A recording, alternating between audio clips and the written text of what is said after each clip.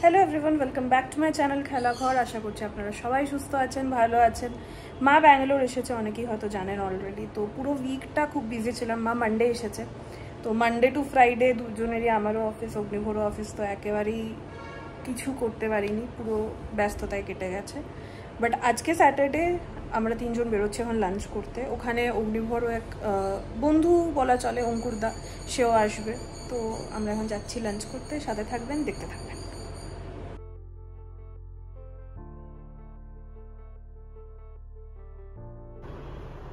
না, ও ট্যাক্সি পাচ্ছে না, ক্যাব।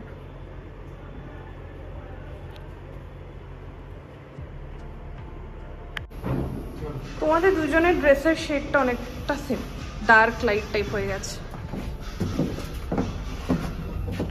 মাও রেডি।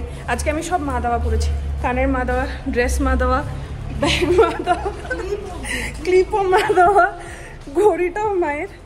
তো today I am fully dressed by Ma, outfit designed by Ma. প্রথমবার বেরোচ্ছি মাকে নিয়ে আমি ব্যাঙ্গালোরে। আলো, হাওয়া, রোদ্দুর সব দেখতে পাবো এখন। এই কয়েকদিন রোদ্দুর নেই, হয়তো আর কি মেঘলা রোদ্দুর জায়গায় আছে। আর এই কয়েকদিন তো শুধু দেখতে পাচ্ছিলাম মিটিং মিটিং মিটিং, দাঁড়িয়ে মিটিং মিটিং, খেলিয়ে মিটিং মিটিং। আলো, হাওয়া, বাতাসের সাথে ট্রাফিকটাও দেখতে পাচ্ছে।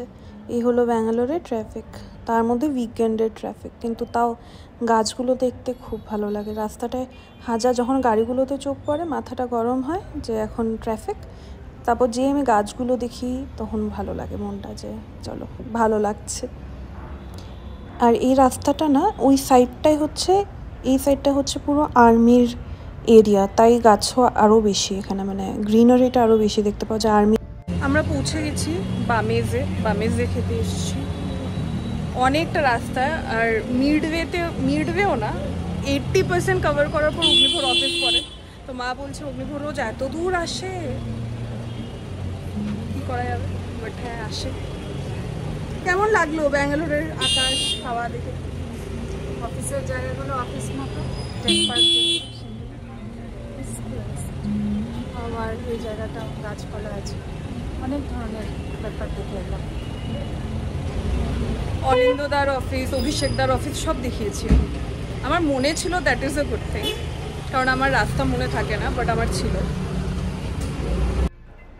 চলে এসেছি আমরা বামিজ, নেপালি রেস্টুরেন্ট। ইন্টেরিয়ারটা পুরো নেপালি স্টাইলে করা আছে, দেখেই মজা লাগছে। মানে খুব একটা যে খুব লাক্সারি সেটা না, বাট অথেন্টিক নেপালি রেস্টুরেন্ট যদি কেউ আসতে চাইছে, দিস ইজ দ্য প্লেস বামিজ। কি মজা লাগছে, মনে হচ্ছে নেপালেরই কোনো একটা রেস্টুরেন্টে এসে গেছি, ব্যাঙ্গালোর বলে মনেই হচ্ছে না।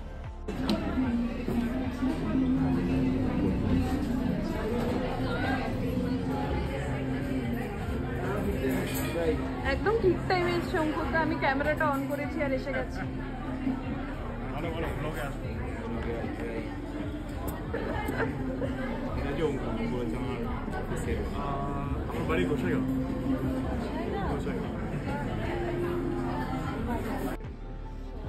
ব্যাস, এখন আমি মেনু খুলবো, দেখবো কি কি আছে, কতদূর কি বুঝবো বুঝতে পারছি না, বাট তাও খুলে যেটা ভালো লাগে। আমাকে ওরা বলছে থাকালি খেতে, লেটস সি। এসে গেছে আমাদের ফার্স্ট খাওয়ার, সেটা হচ্ছে ঝোল মোমো। আমি প্রথমবার ট্রাই করছি ঝোল মোমো। এটা হচ্ছে ঝোল যেটা অগ্নিভবন ঢালছে মোমোগুলোর মধ্যে। জানি না খেতে কি হবে, মনে হচ্ছে ভালোই হবে, লেটস সি।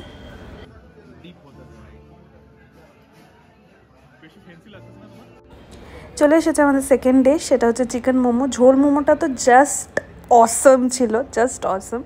এখন এটা সেকেন্ড, আর এটা এসে গেছে ভূত উইংস, বিভৎস ঝাল।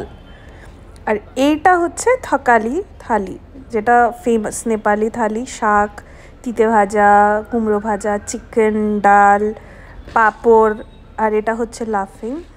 এটা আমার মোটামুটি লেগেছে অনেস্টলি, বাট বাকিগুলো খুব ভালো ছিল। কেমন লাগছে তোমার ভূত ঝোলাগিয়া চিকেন উইংস? ভালো ভালো।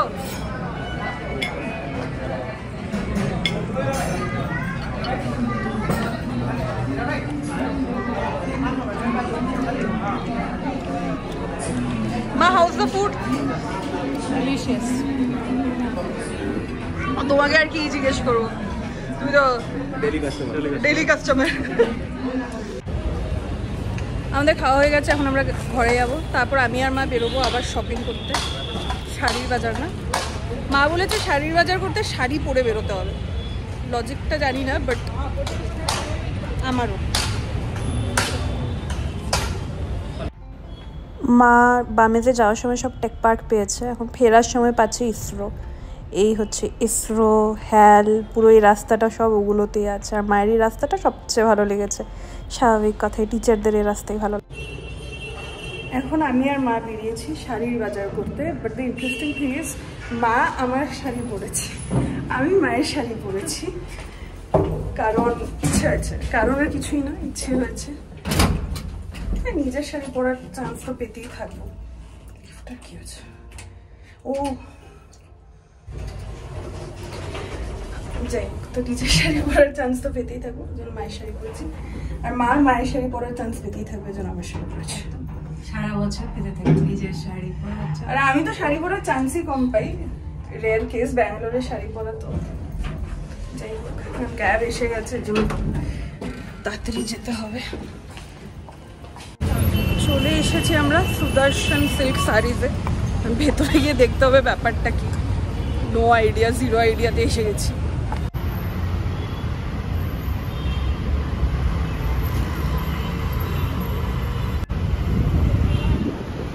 বাইরে একটা গান্নু করে রেখেছি।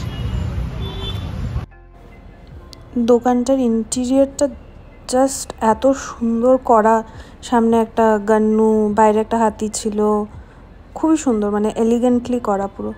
আর এই হচ্ছে মায়ের শাড়ি, যেটা আমি পরেছি। আর সবাই আমাদেরকেই দেখছে, কারণ আমরা শাড়ি পরে শাড়ি কিনতে গেছি, সো কিছু করার নেই।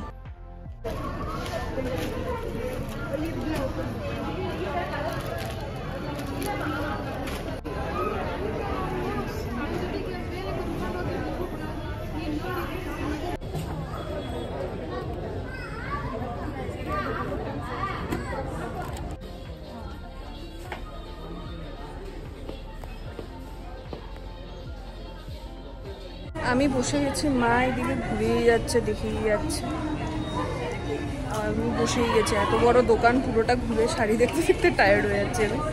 বাট ভালো, অনেক ধরনের শাড়ি আছে, অনেক ডিফারেন্ট রেঞ্জের আছে, so it's very good place.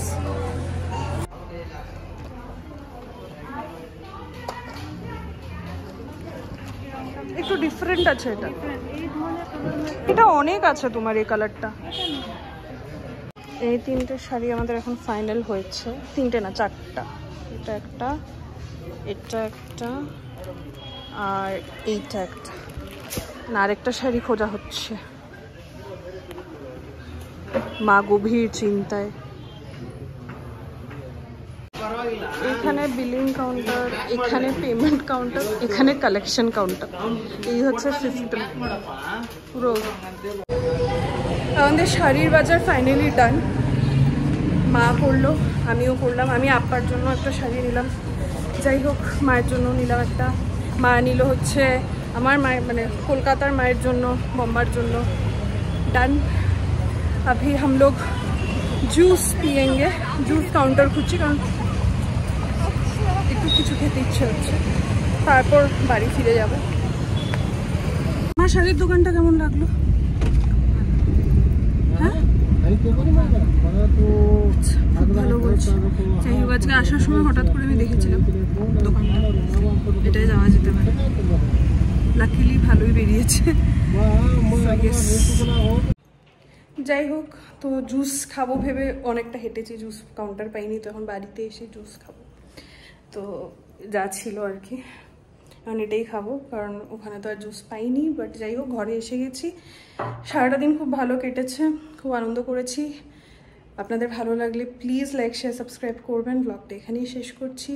অবশ্যই ফিডব্যাক জানাবেন। ভালো থাকবেন, সাথে থাকবেন, দেখতে থাকবেন।